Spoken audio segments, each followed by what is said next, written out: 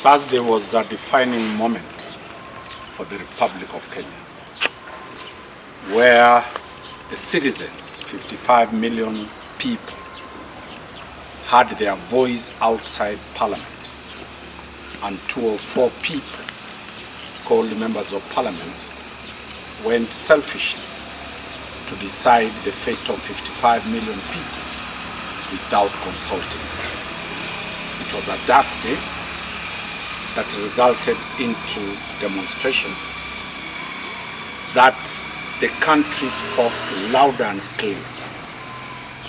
2022, August, the country spoke loud and clear that it is William Ruto and it is not Raila Odinga. The country again spoke very clearly on Thursday that it is not the finance bill, because that is not the country. The will of the people was demonstrated by the type of demonstrations that went around the whole country. It went up to Sugoi. The new generation, called the Gen Z, who have never bothered into the affairs of this country, came out in millions.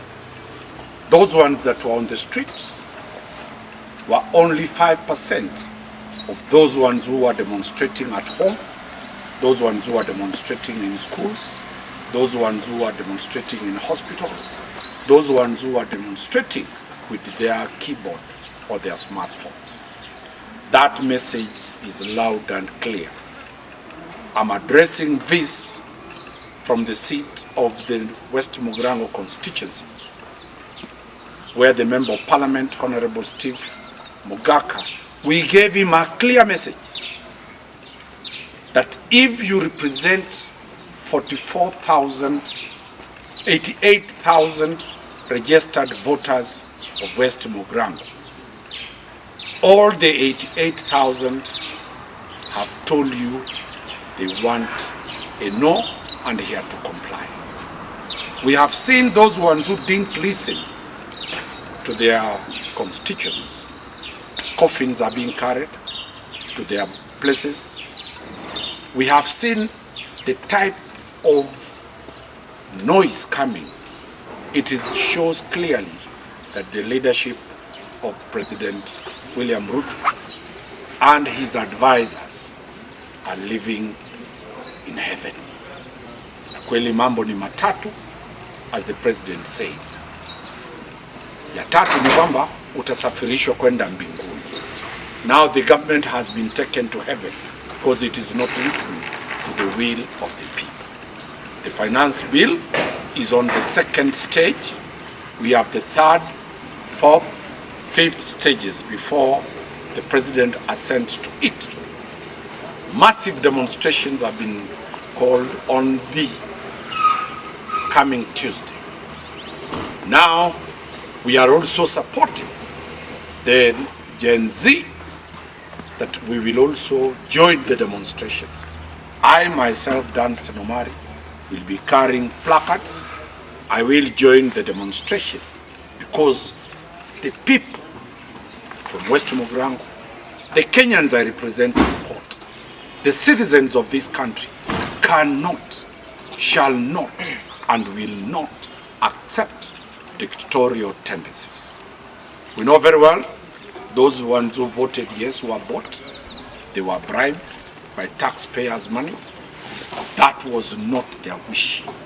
The wish of Kenyans and the wish of everybody is that the government must listen to what the citizens are saying. The government is a creature of the voters. The voters have spoken. This is the second time the voters spoke. When Parliament went round doing public participation, not even one citizen supported the finance bill. The participation of citizens was ignored. Out of dictatorial and authoritative tendencies of government, it just went ahead to publish the bill. This time, the government has been cornered, and this time, we urge every Kenyan in the Republic of Kenya urge everybody who is a Kenyan outside the Republic of Kenya, in the diaspora, to join the struggle. This is the struggle for the fourth liberation of this country. The first liberation was done by Jomo Kenyatta and Jaramogi Oginga's team. The second liberation was done by the young Turks, Paul Mwite, Orengo, Kibaki and the others. The third generation was the third liberation of coming into the constitutional dispensation of 2010. Now this is the fourth liberation, the economic liberation, led by our own children, led by our own grandchildren, led by not the political class, but by the citizens themselves. This is a complete new issue, and I totally agree with the Prime Cabinet Secretary, Musalia Mudavadi, who has put it very clearly that it is no longer a referendum to remove a government from office. Constitutionally, you remove a government by a referendum. Now we have a new form of a demonstration against the finance bill. And once the finance bill goes, then the legitimacy of His Excellency, the President of the Republic of Kenya, Dr. William Ruto, comes to an end. That is how grave the situation is, because those ones who know history, the Russian Republic was a state of very many states. They never listened. The leadership never listened to the people. The people stormed into parliament, what is called the Knesset, removed occupied parliament, and after they occupied parliament, they installed Boris Yeltsin as the leader of Russia. Out of it, we have very many states that came out of Russia. You cannot force people who pay taxes. This is their country. The people have told you, show us the money. Where is the money that has been collected for 2 years? That is a very hard question for His Excellency and his team. President Ruto and his team have collected so far 10 times what Kibaki collected in 10 years. In 2 years, they have collected 10 times. They have collected 20 times in 2 years what President Uhuru Kenyatta collected in 10 years. Where is that money? Show me the taxes here in Nyamira. Show me the taxes of any road that has been built here in West Mugrango constituency. Show us any new medicine that has come to Nyamira Referral Hospital. Show us how many children have gone to school more in terms of bursary than they used to go under Uhuru Kenyatta. And yet, the collections of 2 years is massive. The government has borrowed more than any government has ever borrowed. The campaign was, we will not borrow from donors. We will not borrow from local banks. Kenya has borrowed heavily. Show us what that borrowing reflects, other than new expensive belts, new expensive watches, new expensive cars, consumption. Not government consumption, individual consumption. This is a resistance that has come, that has never happened anywhere in the whole world. All the media of the whole world are getting the new resistance coming without violence. Article 1 of the Constitution says, we the people are the sovereign. And the people have spoken loud and clear through our children. We demand, and we are not going to relent. Kenyans have spoken, and this is heko kwa wale vijana wa miaka michache ambao wamejitolea kufa vile akina Kenyatta walijitolea kufa kukomboa taifa letu kutoka minyororo ya wabeberu.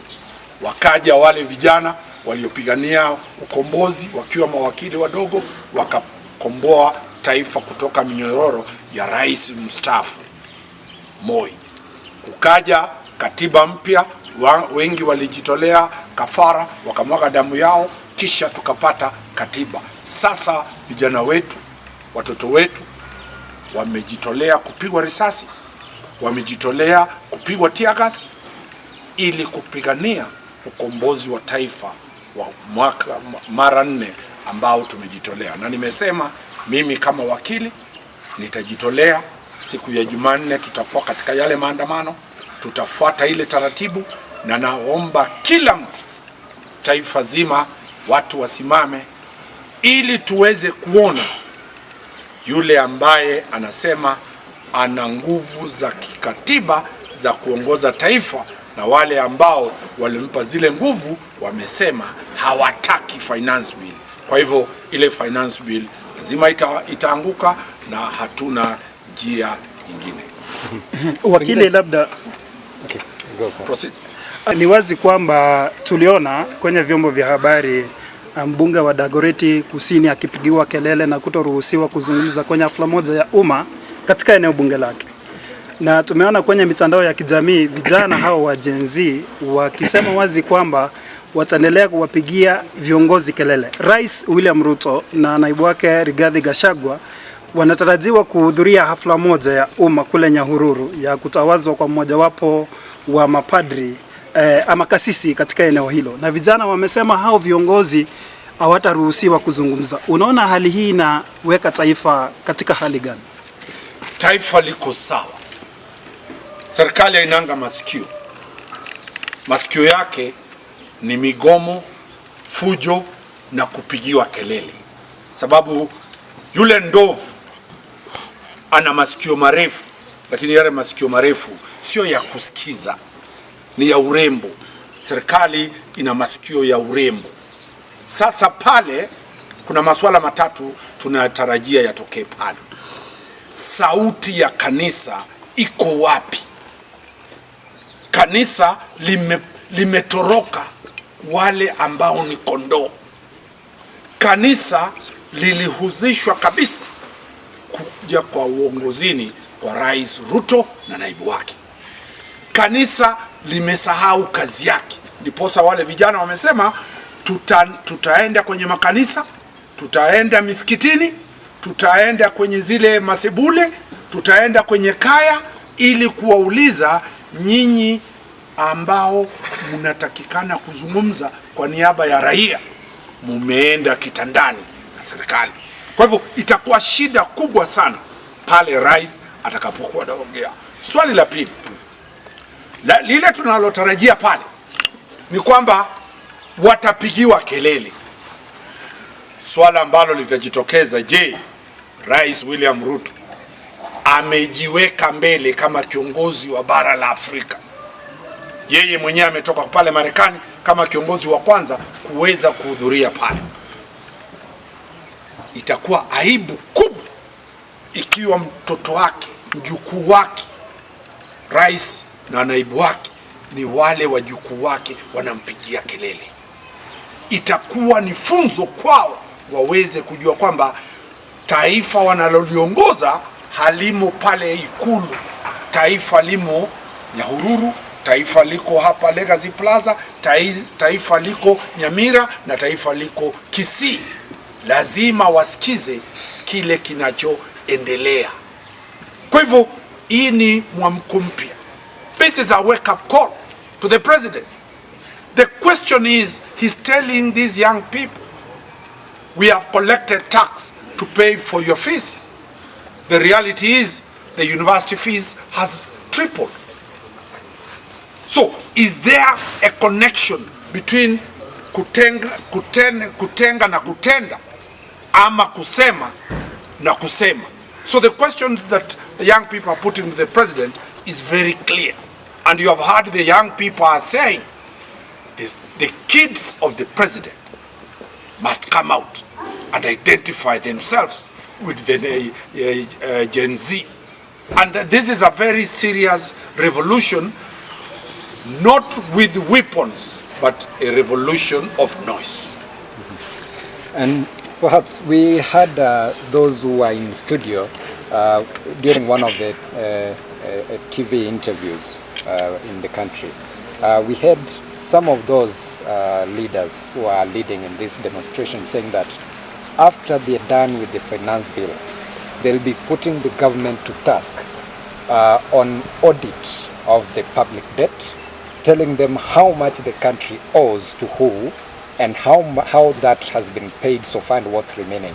Do you think that can be actually? Do you think the government will blink to that so that the country can get to know how these amounts of money that we are being told are going to servicing of public debt are being used?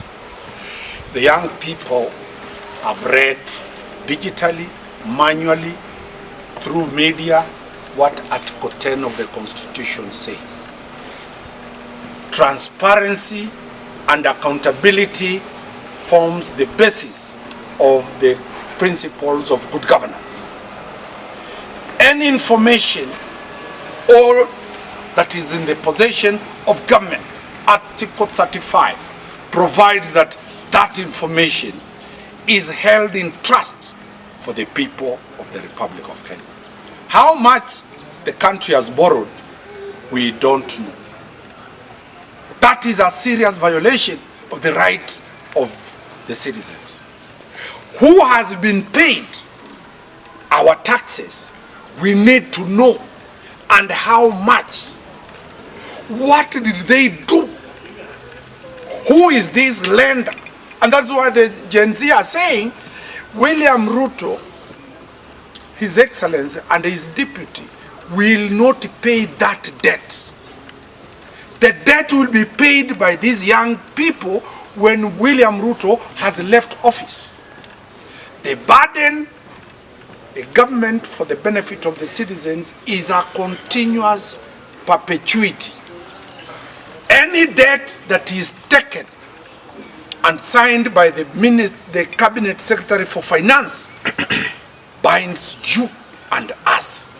The debts of Jomo Kenyatta, the debts of Moi, the debts of Kibaki, the debts of Uhuru, the debts of Ruto shall be paid by the people who are demonstrating. So they are asking, we cannot be bound to pay what we don't know. Who borrowed the money and what that money was used for. So accountability is a constitutional right. They must now explain. And that is why they have said they will not keep quiet to be told that for each child unborn, the budget, the debt, a child who is not yet born now has a debt of probably 1 million shillings.